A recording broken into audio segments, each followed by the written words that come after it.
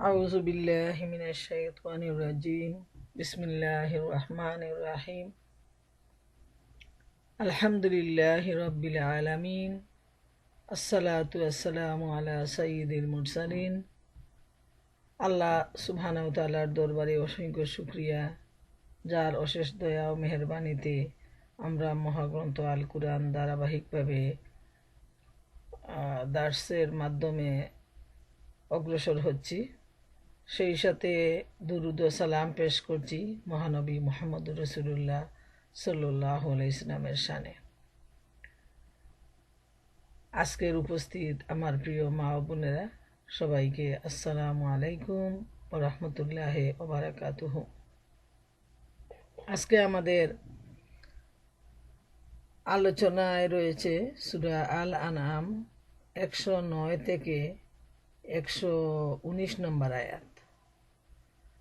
তো প্রথমে তেলাওয়াত ও তরজমা করে শোনাবে আমাদের বোন তাবাসসুম। 109 থেকে 119।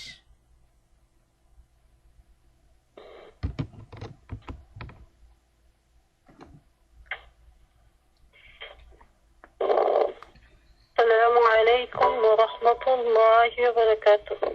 ওয়ালাইকুম আসসালাম ওয়া রাহমাতুল্লাহি ওয়া বারাকাতুহু। أعوذ بالله من الشيطان الرجيم. بسم الله الرحمن الرحيم.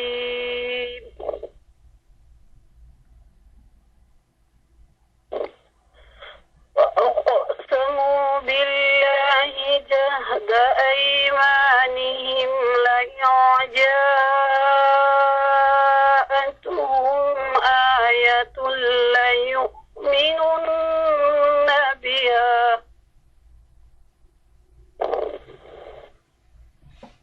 قل إنما الآيات عند الله وما يشعركم أنها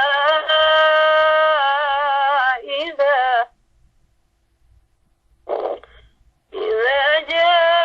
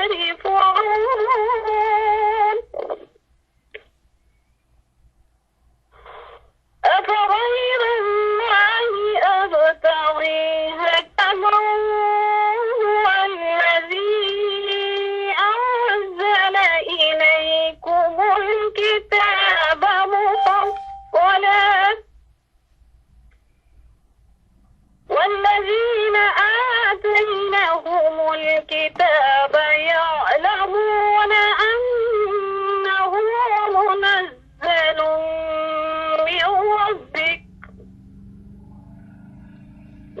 ربك بالحق فلا تكونن من الممترين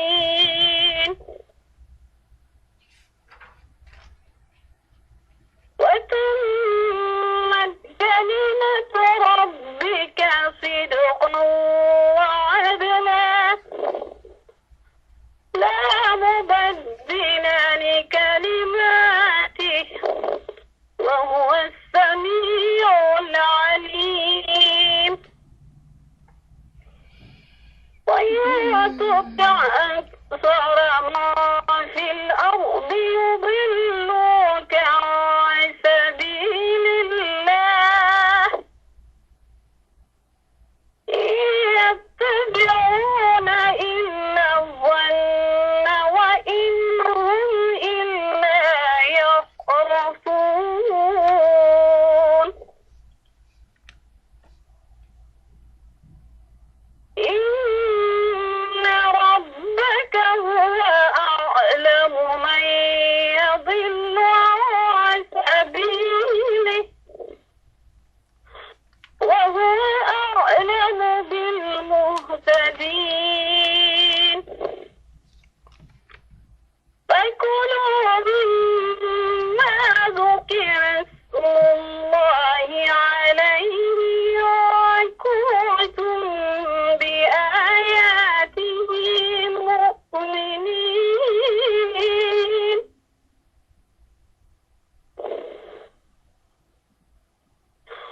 وما لكم ألا تأكلوا مما ذكر اسم الله عليه وقد فصل لكم ما حرم عليكم إلا ما اضطررتم إليه وإن كثيرا ليضلون بأهوائهم بغير علم إن ربك هو أعلم بالمعتدين صدق الله العظيم পরম নামায় আল্লাহ নামে শুরু করিতেছি সূরা আল আনাম।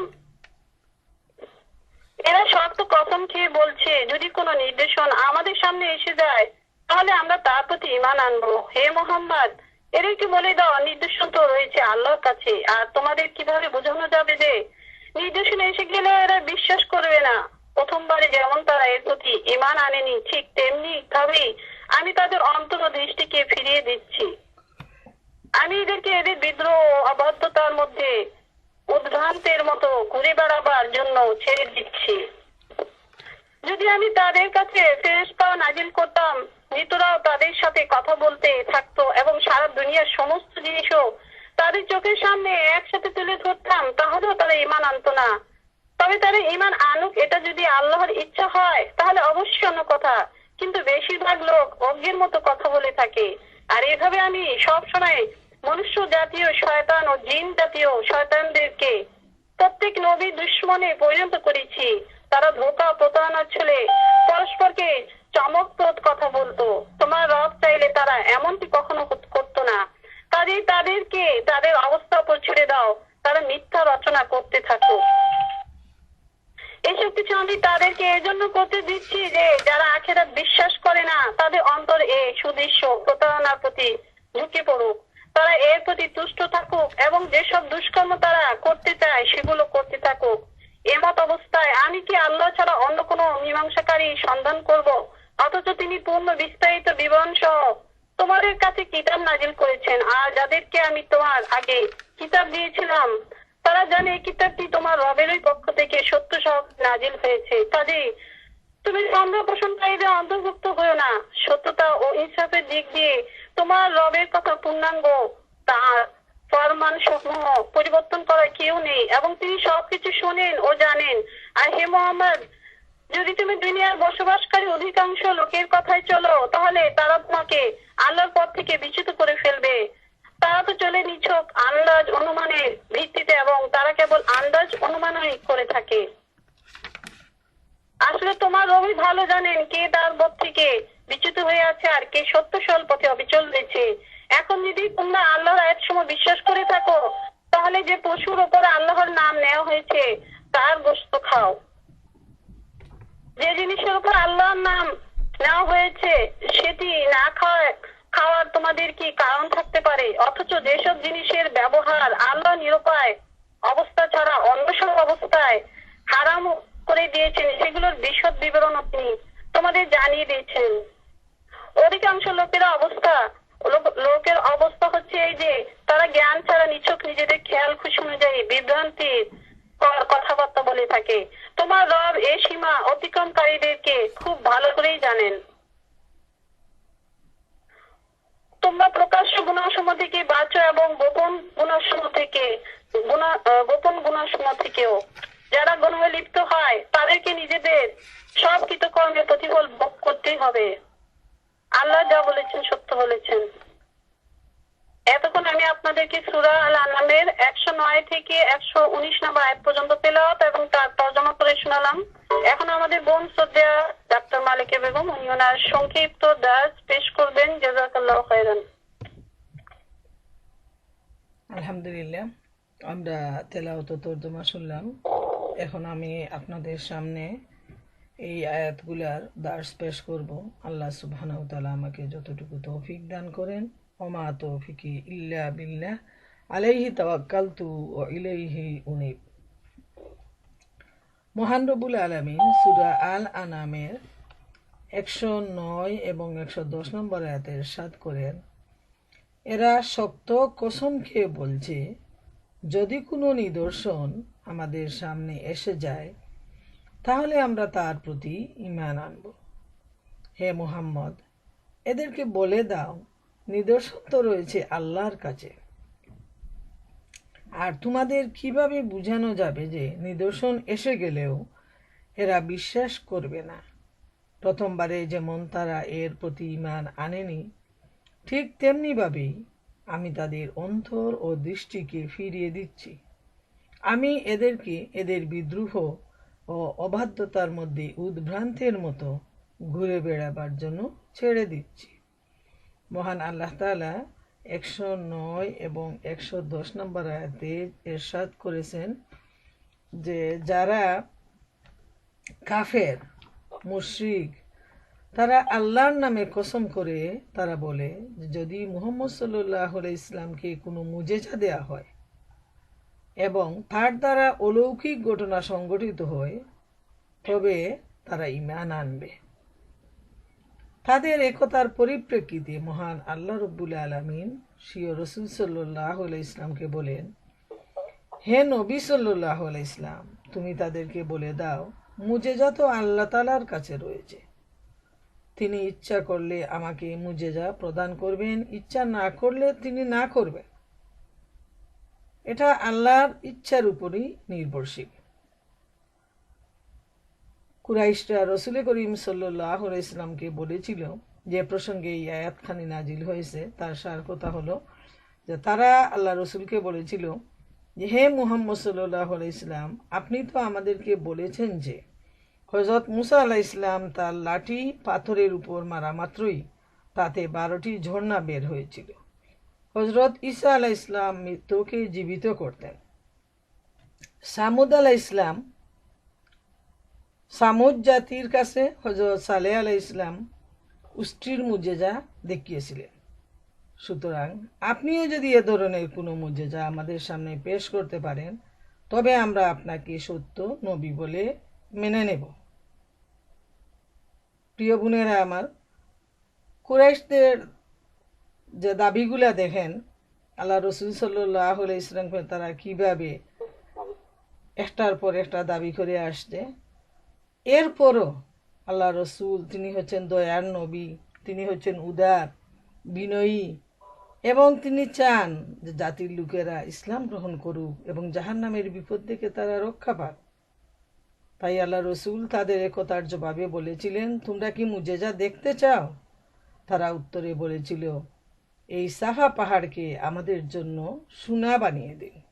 আপনারা যারা হজে গেছেন তারা নিশ্চয় সাফা এবং মারওয়ায় সাই করেছেন, এবং যারা এখনো যাওয়ার সৌভাগ্য অর্জন করেননি তারা নিশ্চয় এই পিকচারটা দেখেন সবসময়ই। তো এই সাফা পাহাড় যেটা আজকে আমরা দেখতেছি, যখন অরিজিনাল অবস্থাটা ছিল এখানে আল্লাহ রসুলের সময়, তখন এই বিল্ডিং ছিল না, কিছুই ছিল না। তখন কিন্তু নিচের থেকে এই পাহাড় অনেক বিশাল মনে হতো, এবং সেই পাহাড়কে তারা মুজেজা হিসাবে বলছে সোনায় পরিণত করার জন্য। আল্লাহ রসুল সাল্লাহ ইসলাম তাদেরকে জবাব দিয়েছিলেন, যদি এরূপ হয়ে যায় তবে কি তোমরা একত্ববাদে বিশ্বাস করবে? তখন তারা উত্তরে বলেছিল, হ্যাঁ, আমরা সবাই ঈমান আনব। তখন নবী করিম সাল্লাহ ইসলাম উঠে গেলেন এবং মহান আল্লাহ রব্বুল আলমিনের কাছে প্রার্থনা করতে শুরু করলেন। আল্লাহ রসুলের প্রার্থনা শুনে আল্লাহর হুকুমে জিব্রাইল আলাইহিস ইসলাম আগমন করেন এবং বলেন, আপনি চাইলে সাফা পাহাড়কে সোনায় পরিণত করা হবে, কিন্তু তারপর যদি এই লোকেরা ঈমান না আনে তবে তৎক্ষণাৎ তাদের উপর শাস্তি নেমে আসবে। আর এটা হলো আল্লাহর নিয়ম যে এই ধরনের মুজেজা যদি কেউ দাবি করে আর তাকে এটা দিয়ে দেয়া হয় এবং সে অনুযায়ী যদি তারা তাদের ওয়াদার বরখেলাফ করে, তখন সাথে সাথেই শাস্তি নেমে আসে। এটা হলো নিয়ম। তাই জিব্রাইল আমিন বললেন যে তারা যদি ঈমান না আনে তাহলে তো সাথে সাথে আল্লাহ তাআলা তাদের সবাইকে একেবারে নিঃশেষ করে দেবেন। আপনি ইচ্ছা করলে এদেরকে এভাবেই ছেড়ে দেয়া হোক, কেননা হয়তো পরবর্তীকালে এদের মধ্য থেকেই কেউ কেউ ঈমান আনবে, তওবা করবে। তাই রসুল করিম সাল্লাল্লাহু আলাইহি ইসলাম জিব্রাইল আমিনের এই কথা শুনে তখন তিনি আর আল্লাহর কাছে প্রার্থনা থেকে বিরত থাকলেন, যেহেতু যদি মুজেজা আসে তাহলে সবাইকে ঈমান আনতে হবে এই ধরনের দাবির পরিপ্রেক্ষিতে। আর বিরত যদি থাকে তাইলে তাদেরকে একেবারেই ধ্বংস করে দেয়া হবে। তাই আল্লাহ রসুল সাল্লাল্লাহু আলাইহি ইসলাম জিব্রাইল আমিনের একতার মাধ্যমে তিনি বিরত থাকলেন, যে যেটা আল্লাহর ইচ্ছা সেটাই হবে। জোর করে কাউকে বা এই ধরনের মুজেজা দিয়ে কাউকে কিন্তু কোনোদিনই ইমানের ছায়াতলে নিয়ে আসা সম্ভব নয়। আল্লাহ রব্বুল আলামিন তারপর বলেন যে আল্লাহ তাআলা চাইলে তো তাদেরকে তিনি সবাই ঈমান আনত।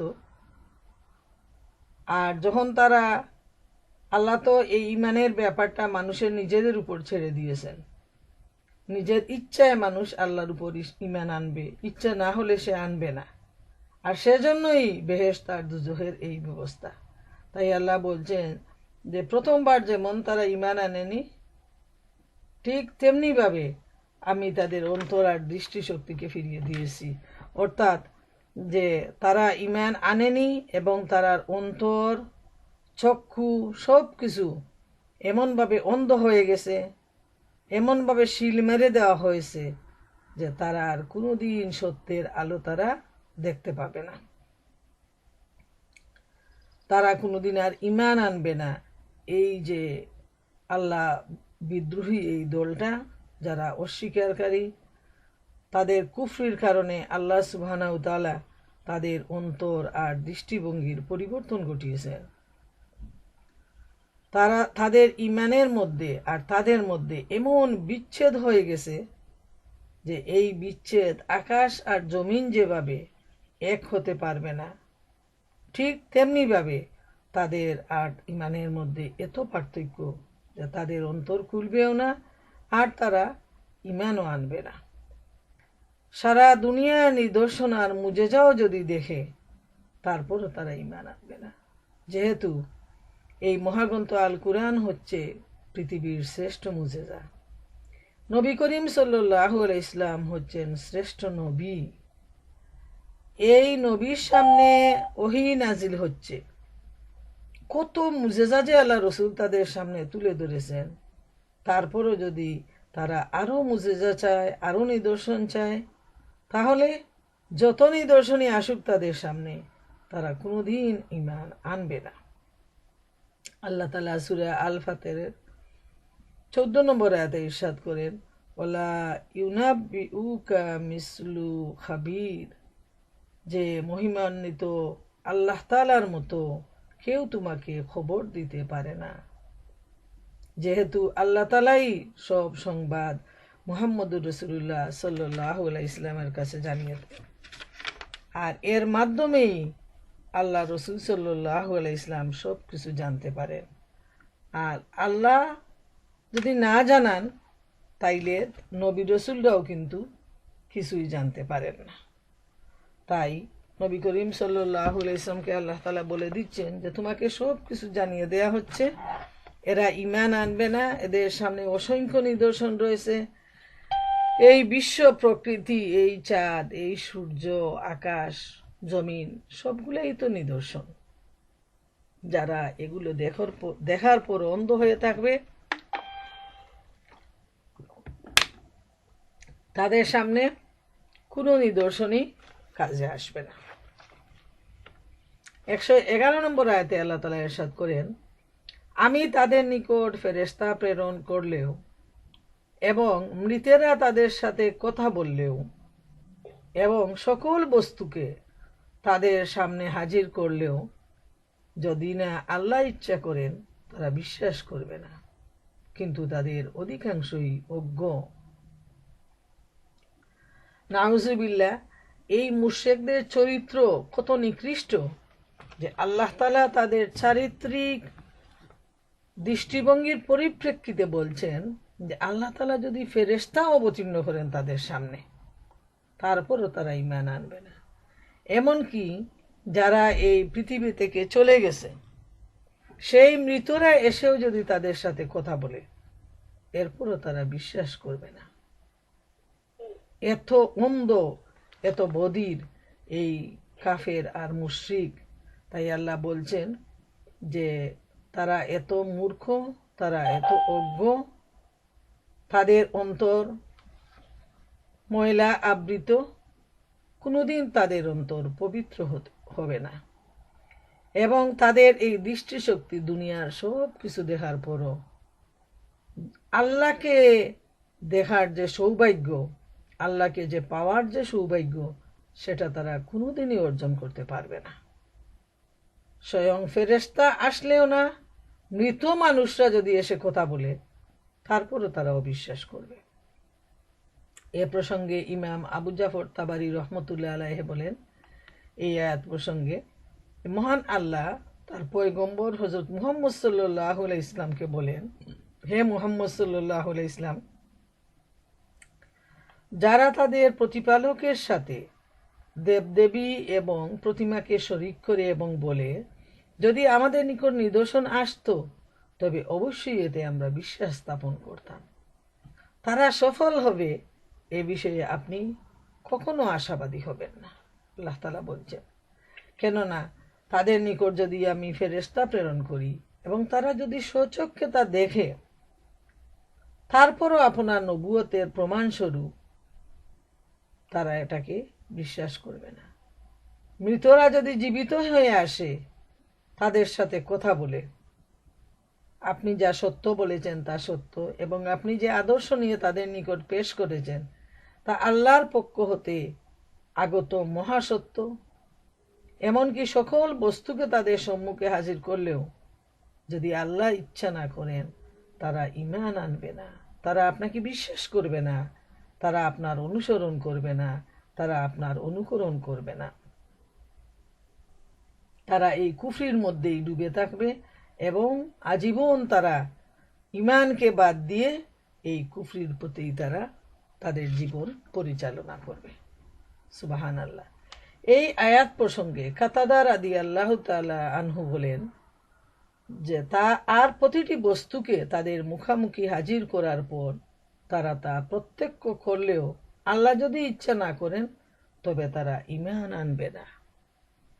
তাদের দাবি অনুযায়ী আল্লাহ তাআলা বলছেন যে তারা যে দাবি করতেছে, এই দাবি অনুযায়ী যদি সব কিছু তাদের চোখের সামনে তুলে ধরা হয় তাও তাদের অন্তর খুলবে না, যদি না আল্লাহ ইচ্ছা করেন। আর যারা আল্লাহর একত্ববাদী বিশ্বাস করতে চায় না, আল্লাহ সুবহানাহু তাআলা কাউকে জোর করে বিশ্বাস করাতে চান না, এটা আল্লাহ তাআলার নিয়ম নয়। এরপর 112 এবং 13 নম্বর আয়াতে আল্লাহ রব্বুল আলামিন ইরশাদ করেন, আর এভাবে আমি সব সময় মানুষ জাতীয় শয়তান ও জিন জাতীয় শয়তানদেরকে প্রত্যেক নবীর দুশমনে পরিণত করেছি। তারা ধোঁকা ও প্রতারণার ছলে পরস্পরকে চমকপ্রদ কথা বলতো। তোমার রব চাইলে তারা এমনটি কখনো করত না। কাজেই তাদেরকে তাদের অবস্থার উপর ছেড়ে দাও, তারা মিথ্যা রচনা করতে থাকুক।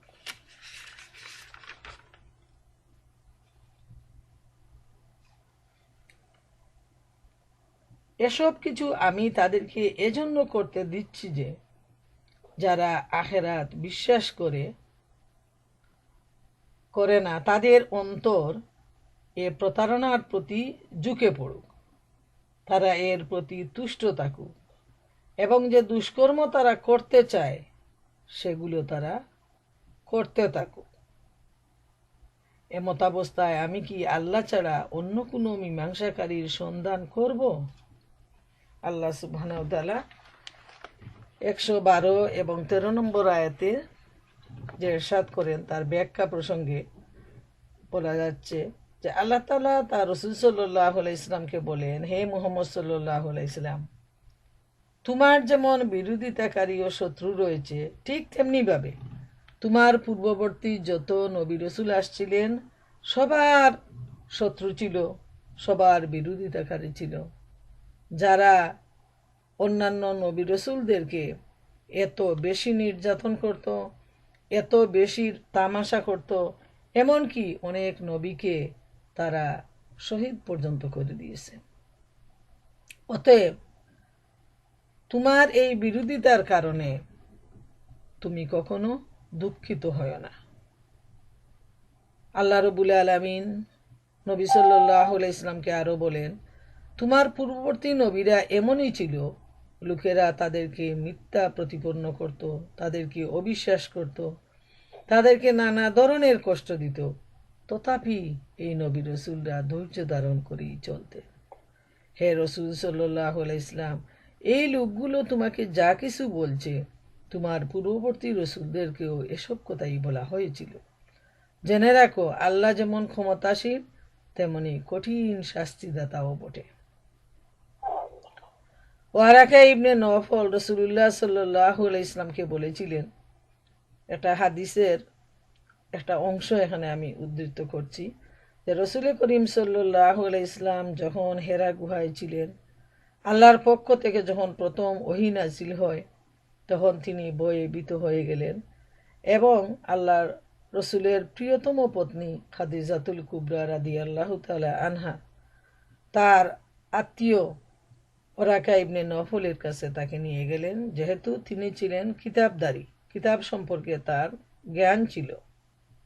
তিনি সমস্ত ঘটনা শুনে আল্লাহ রসুল সাল্লাল্লাহু আলাইহি ইসলামকে বলেছিলেন, হে মুহাম্মদ সাল্লাল্লাহু আলাইহি ইসলাম, এই কুরাইশরা আপনার সাথে শত্রুতা করবে এবং যে সমস্ত নবী আপনার মতো কথা বলেছেন তারা তাদের সেই নবীদের সাথে তারা শত্রুতা করেছে। এমনকি তিনি একথাও বলেছিলেন যে আপনার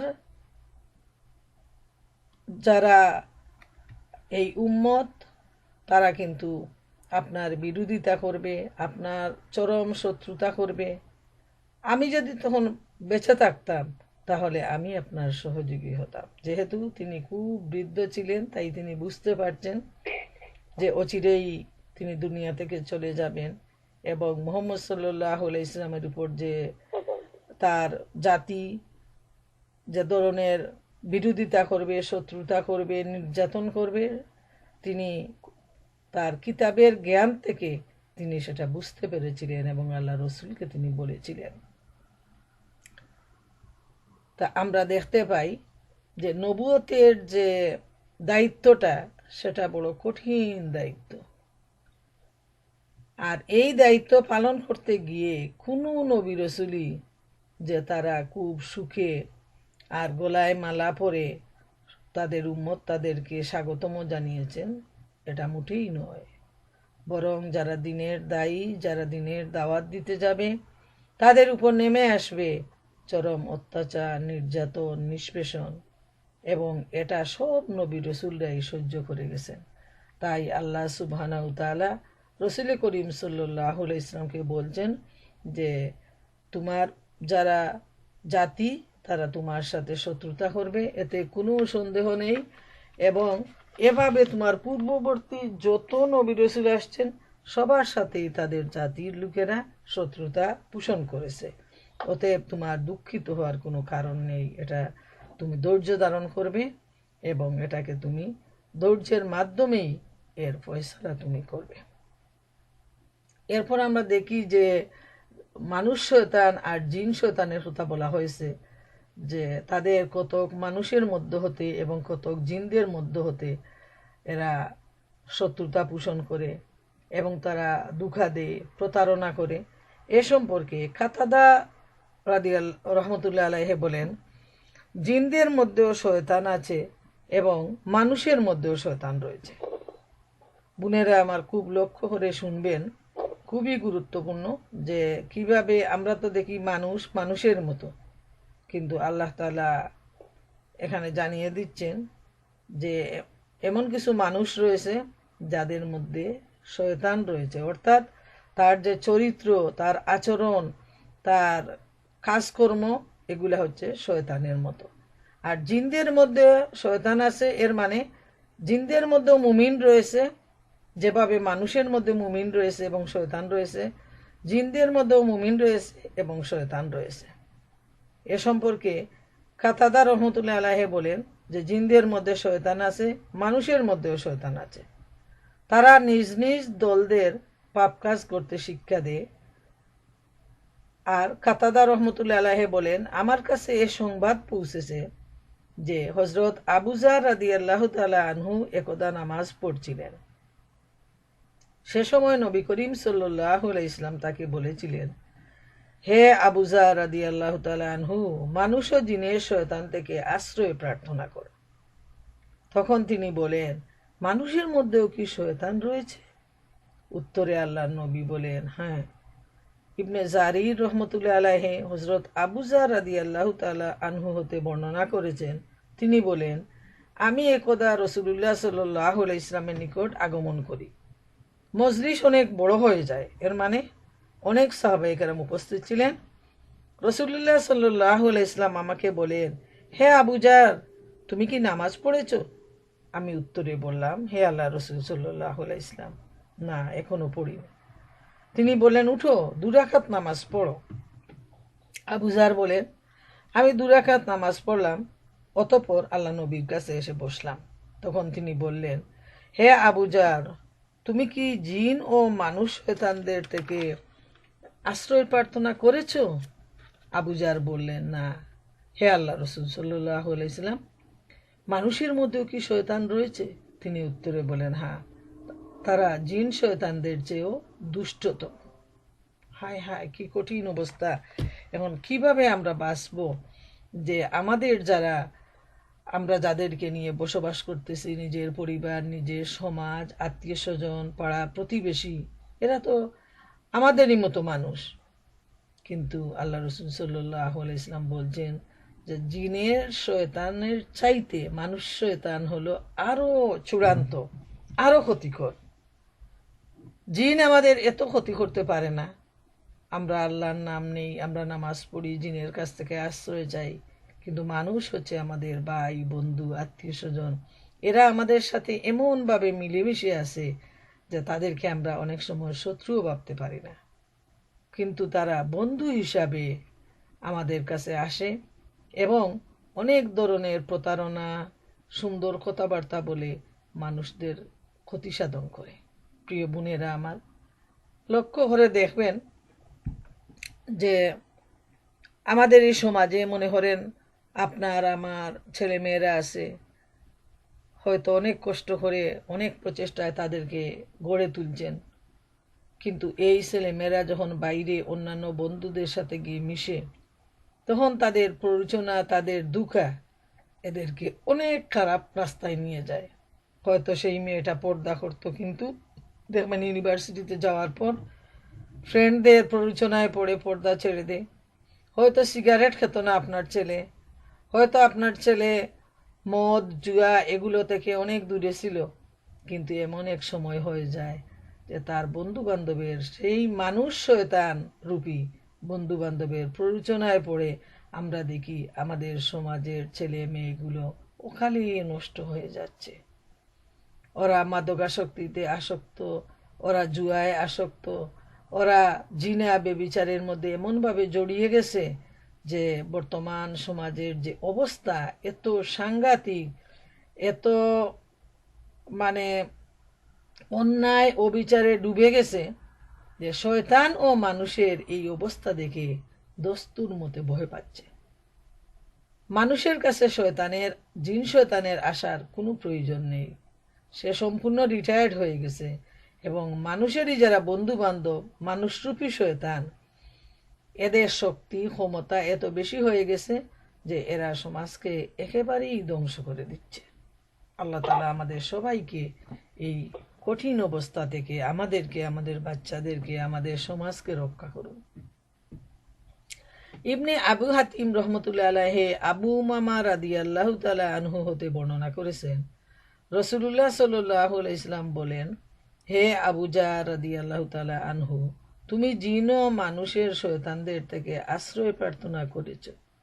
তিনি উত্তরে বলেন, হে আল্লাহ রসুল, মানুষের মধ্যেও কি শয়তান আছে? এই হাদিসটা এতই গুরুত্বপূর্ণ যে বারবার এখানে এই হাদিসটা আসছে যে মানুষের মধ্যে জিন শয়তান, মানে মানুষ শয়তান রয়েছে এবং এগুলা হচ্ছে আরো বেশি ভয়ঙ্কর। ইকরামা রহমতুল্লাহ আলাইহি বলেন, মানুষের মধ্যে শয়তান আছে, জিনদের মধ্যেও আছে। মানবরূপী শয়তানরা জিন শয়তানদের কাছ থেকে মনের সংকল্পের কথা প্রকাশ করে থাকে। তারা একে অপরের কাছে খারাপ কথার ওহী করে। মানবীয় শয়তান হচ্ছে তারাই যারা মানুষকে পাপের পরামর্শ দান করে, এবং জিনদের মধ্যে শয়তান জিনদেরকে পথভ্রষ্ট করে। সুতরাং প্রত্যেকেই নিজ নিজ সাথীকে বলে, আমি তো আমার সঙ্গীকে পথভ্রষ্ট করেছি, তুমি এভাবে তোমার সঙ্গীকে পথভ্রষ্ট করো। এটা তাদের মধ্যে একটা প্রতিযোগিতা যে আমি আমার সঙ্গী, দেখবেন গ্যাং দল যারা, এরা অনবরত সঙ্গী বা তাদের গ্রুপ বাড়ায় এইভাবে ছলনা দিয়ে, বন্ধুত্বে তুমি একটু খেয়ে দেখো, সামান্য একটু মদ পান করো, সামান্য একটু গাঁজা খাও, এইভাবে করে করে আদর দিয়ে একসময় সে এমন হয়ে যায় এই জিনিসগুলো ছাড়া তার আর জীবন রক্ষা হয় না। এবং তাদের হলো ক্রেডিট যে আমি এইটাকে নিয়ে আসছি, সে বলে আমি অমুককে নিয়ে আসছি। যেভাবে মুমিনরা যারা দায়ী আছেন তারা দাওয়াত দিয়ে তারা মানুষকে নিয়ে আসেন, যেমন আমাদের এই প্রোগ্রামে আপনার দাওয়াতে একজন বোন আসলো, আমার দাওয়াতে একজন বোন আসলো, আরেকজনের দাওয়াতে একজন বোন আসলো, তখন আমরা একটা প্রতিযোগিতা করি যে আমি তো এই বোনটাকে নিয়ে আসছি, সে বলে আমি অমুককে নিয়ে আসছি। এই যে সওয়াবের প্রতিযোগিতা, ভালো কাজের প্রতিযোগিতা, এর বিনিময়ে কিন্তু আল্লাহ সুবহানাহু তাআলা অনেক বেশি দান করবেন আখেরাতে, আদালতে দায়ীদেরকে। ঠিক তেমনি যারা মানুষ শয়তান, তারা মানুষকে প্ররোচনা দিয়ে, দুঃখা দিয়ে তারা অন্যায়ের দিকে আকৃষ্ট করে এবং এইভাবে তাদের দল বৃদ্ধি করে। তারা যেভাবে অন্যায় কাজ করে এর পাপের বদলা তারা হাসরে পাবে, আখেরাতে আদালতে পাবে। তখন তারা দেখবে তারা কত বড় ভুলের মধ্যে রয়েছিল। সূরা ইউসুফের ৩ নম্বর আয়াতে আল্লাহ সুবহানাহু ওয়া তাআলা ইরশাদ করেন, ইউহি বাদুহুম ইলা বাদিন যুখরুফাল কাওলি গুরুরা। তারা একে অপরকে কতগুলো মনোমুগ্ধকর, দুঃখাপূর্ণ ও প্রতারণাময় কথার দ্বারা প্ররোচিত করে থাকে। সুবহানাল্লাহ। এদের চরিত্রটা আল্লাহ তাআলা তুলে ধরেছেন যে তারা হলো এমন যে তারা মানুষের সামনে অত্যন্ত সুন্দরভাবে মনোমুগ্ধকর কথা বলে, আর এর মাধ্যমে তারা মানুষকে বিট্রে করে, ধোঁকা দিয়ে প্রতারণা করে। কিন্তু যে প্রতারিত হয় সে কিন্তু বুঝতে পারে না, তার মিষ্টি কথায় সে এত বেশি নিজেকে আবেগ আপ্লুত হয়ে তাকে সে সেই বন্ধুটির সান্নিধ্য অর্জন করে, সেই বন্ধুটির দলে সে ভিড়ে যায়। এমনকি আমাদের মতো যারা মহিলারা রয়েছেন, তাদের যারা বান্ধবীরা দেখবেন বিভিন্ন চরিত্রের মানুষের সাথে মিশলে একদল আছে যারা স্টোরে যত ধরনের ভিডিও ক্যাসেট আসবে তাদের সেগুলো জানা আছে, এবং তাদের একটা দল আছে, এদের সাথে তারা খোঁজখবর করে, তারা নতুন নতুন মুভিগুলা, সিরিয়ালগুলা নিয়ে আসে এবং সবাই আড্ডা জমায় আর বসে বসে আনন্দ করে, মজা করে। এইভাবে প্রত্যেকেরই একটা দল রয়েছে, এবং যারা দেখে না, হয়তো তার প্রতিবেশী বা আত্মীয়, একে নিয়ে তারা হাসি তামাশা করে যে আরে কি ব্যাপার, আপনি কেন দেখেন না, এগুলো তো সামাজিক, এগুলোর মধ্যে কোনো গুণা নেই। আমরা যখন নিজেরাও ইয়াং ছিলাম, তো আশেপাশের যারা ভাবিরা ছিল তো বলতো যে আপনি দেখেন না, কি ব্যাপার, মানে এত হাসাহাসি করতো যে কেন নাটক দেখেন না, কেন সিনেমা দেখেন না, এগুলোর মধ্যে আবার কি আছে, এগুলো তো সামাজিক। তো আমি বলতাম যে বাস্তব আর সামাজিক ঘটনা একজন লেখক তার নিজের হাতে সাজিয়েছে, তার যেমন খুশি। আর আমার চোখের সামনে যে সত্য, বাস্তব, যেটা আসলেই যেটা বাস্তব, সেটা কত ঘটনা, কত শত ঘটনা ছড়িয়ে আছে, সেগুলা দেখেই আমরা কুল পাই না। সেখান থেকেই তো প্রকৃত শিক্ষা নেওয়া প্রয়োজন। তো এইভাবে দেখবেন আপনার আমার আত্মীয় বন্ধু যারা আছে, তারা বন্ধু সেজে ভালো মানুষদেরকে অন্যায়ের দিকে নিয়ে যেতে চায়।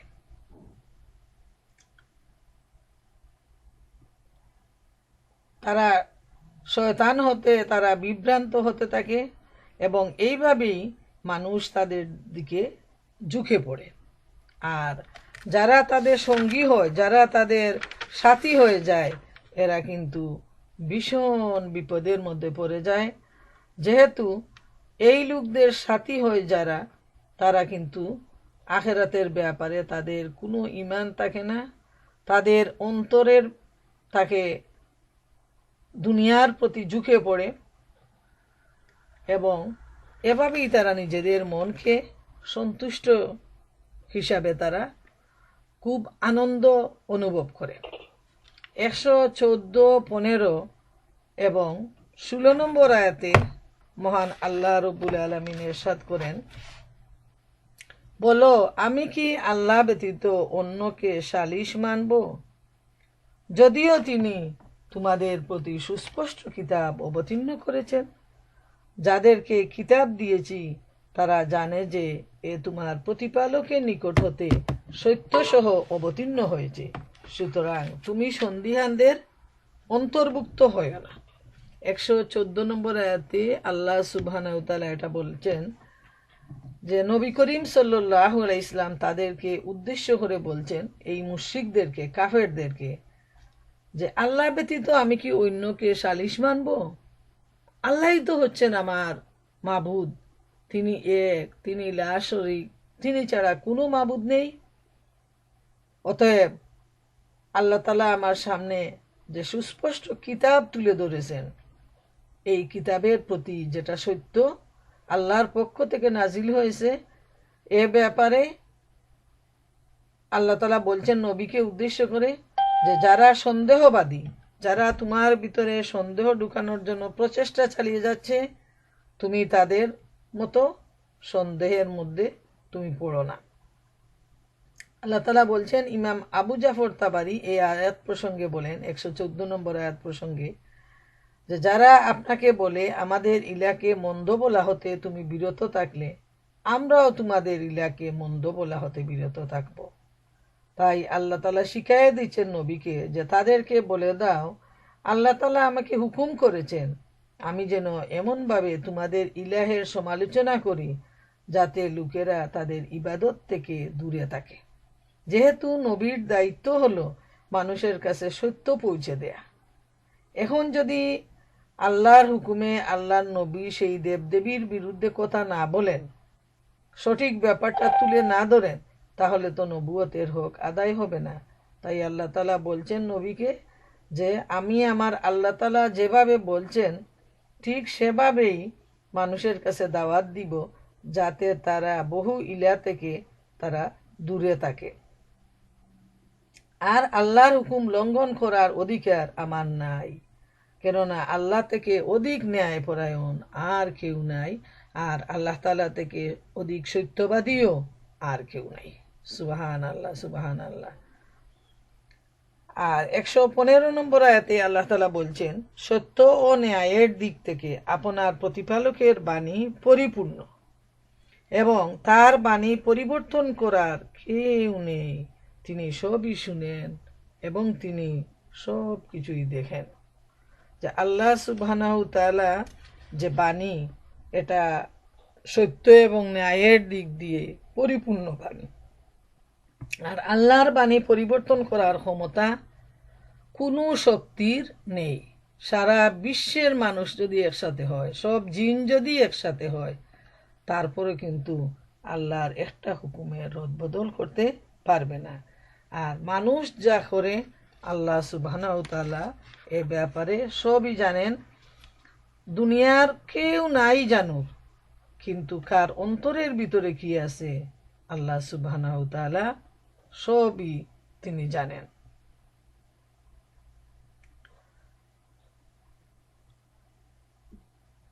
সূরা তওবায় আল্লাহ তাআলা ইরশাদ করেন, এই আয়াত প্রসঙ্গে আসছে সূরা তওবার 83 নম্বর আয়াতে, যে আল্লাহ যদি তোমাকে তাদের কোনো দলের নিকট ফিরত আনেন এবং তারা অভিযানে বের হওয়ার জন্য তোমার অনুমতি প্রার্থনা করে, তখন তুমি বলবে তোমরা তো আমার সাথে কখনো বের হবে না এবং আমার সঙ্গী হয়ে কখনো শত্রুর সাথে যুদ্ধ করবে না।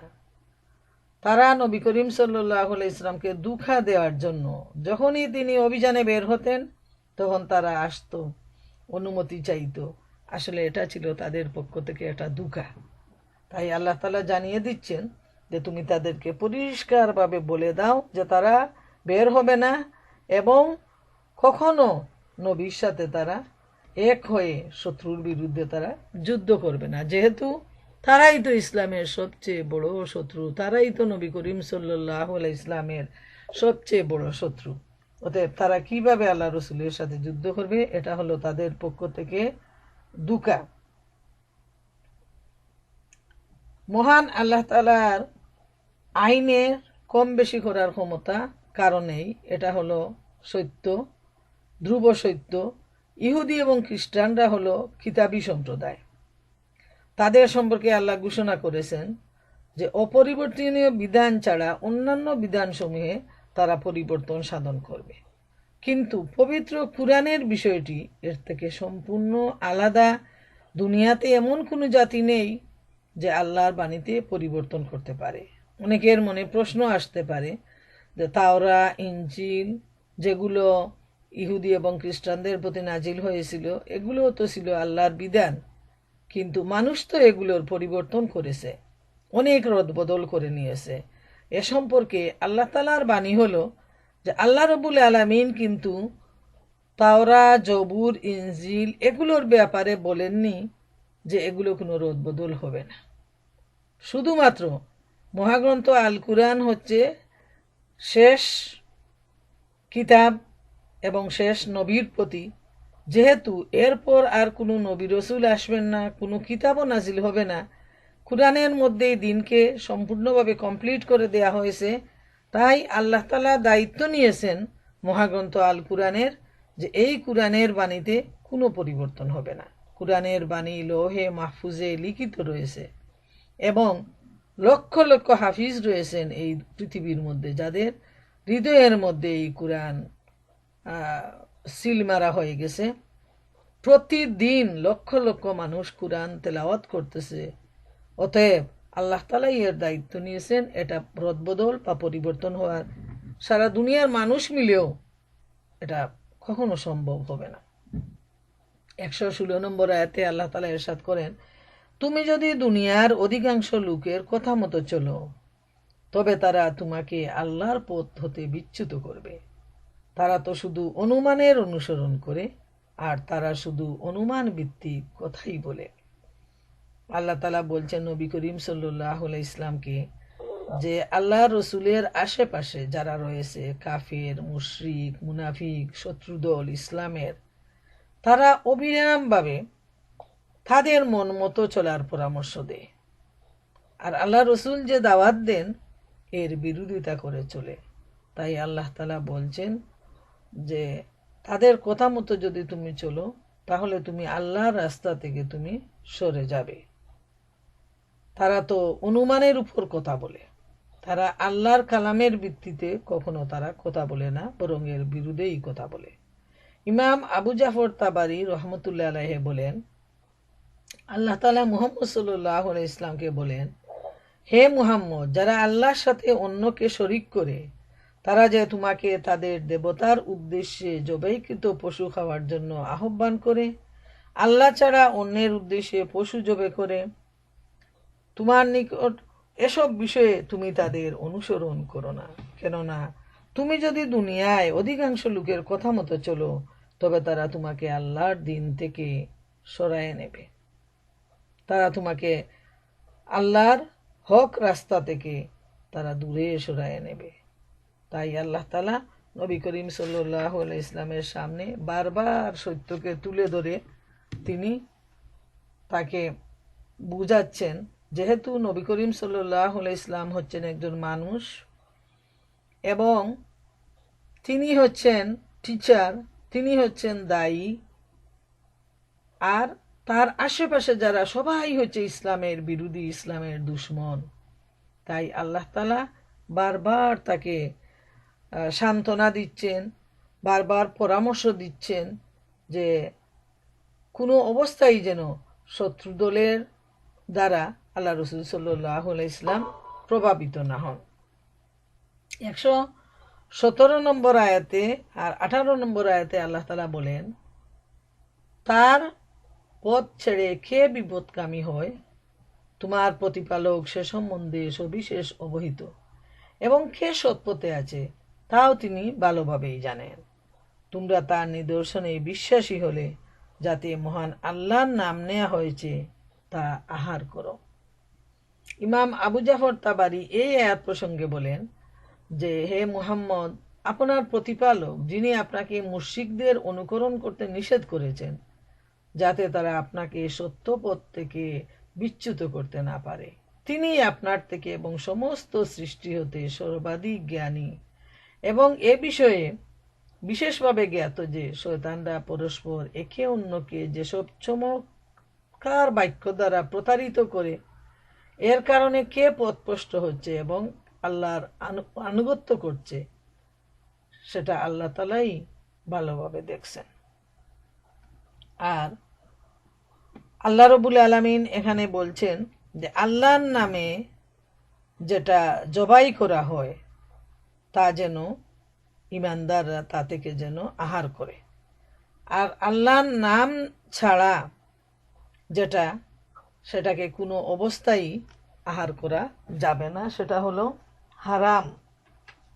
আর আল্লাহর নামে জবাই করা পশু যেটা সেটার থেকে আমাদেরকে আহার করতে হবে, এটা হলো মহান আল্লাহ রাব্বুল আলামিনের নির্দেশ। আর কাফির মুশরিকরা কি করত, তারা তাদের দেবদেবীদের নামে তারা জবাই করত এবং নবী করিম সাল্লাল্লাহু আলাইহি ইসলামকে এর থেকে আহার করার জন্য তারা সাদাসাদি করত।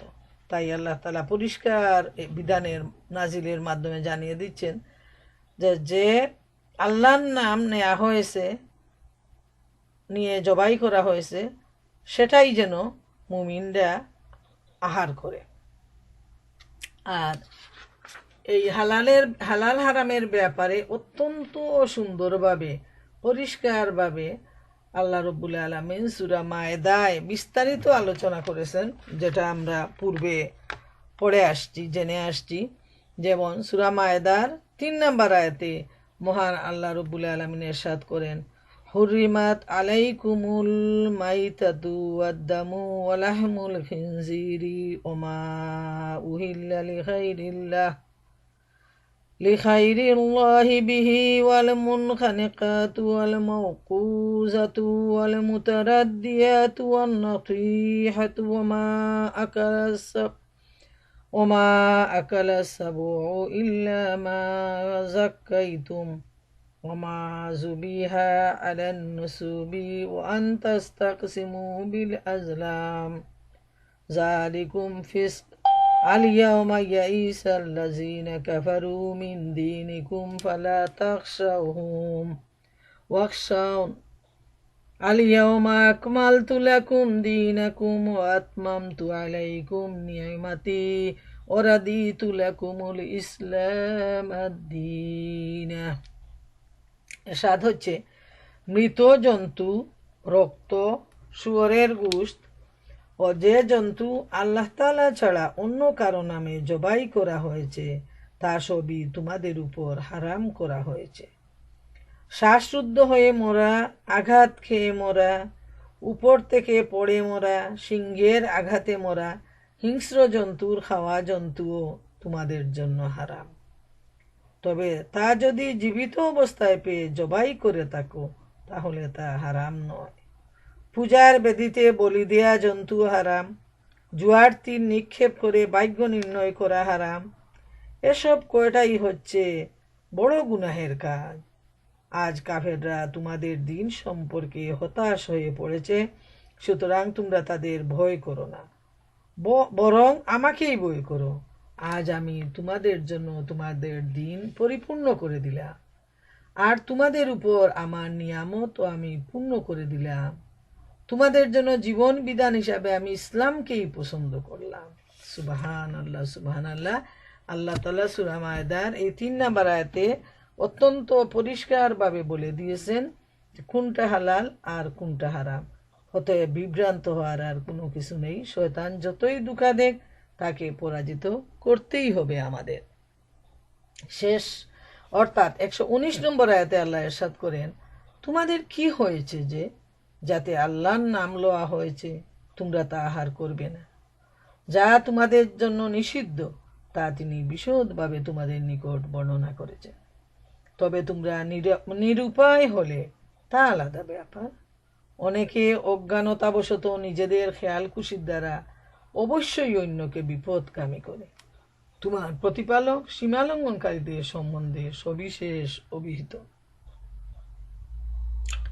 আল্লাহর নাম যাতে নেওয়া হয়েছে সেটাই আমাদের খেতে হবে। আর যেখানে আল্লাহর নাম নেওয়া হয় নাই, দেবদেবীর নাম নেওয়া হয়েছে, অথবা কোনো কিছু না বলেই জবাই করা হয়েছে, সেটা আমাদের জন্য হারাম করে দেয়া হয়েছে। অতএব যে কোনো অবস্থায় আমাদেরকে সেটা ত্যাগ করতে হবে। আর আল্লাহ সুবহানাহু ওয়া তাআলা এখানে একটা কথা বলছেন যে যদি তোমরা নিরুপায় হও তাহলে সেটা আলাদা ব্যাপার। অর্থাৎ কেউ যদি জীবন রক্ষার জন্য এমন অবস্থা হয় যে এই এলাকায় তার মানে জবাইকৃত কোনো পশু নেই, কোনো ধরনের কোনো খাবার নেই জীবন রক্ষার জন্য, এবং এমন একটা অবস্থায় মৃত্যু ছাড়া আর কোনো উপায় নেই, কোনো ধরনের খাবার নেই, এই অবস্থায় যদি তার সামনে এমন ধরনের কিছু চলে আসে, তাহলে শুধু প্রাণ রক্ষার জন্য এই অবস্থায় সে কিছু আহার করতে পারে, শুধু ততটুকু যতটুকু একজন মানুষের জীবনের জন্য বেঁচে থাকার জন্য প্রয়োজন। কিন্তু এর চাইতে বেশি আহার করলে সে গুনাহগার হয়ে যাবে।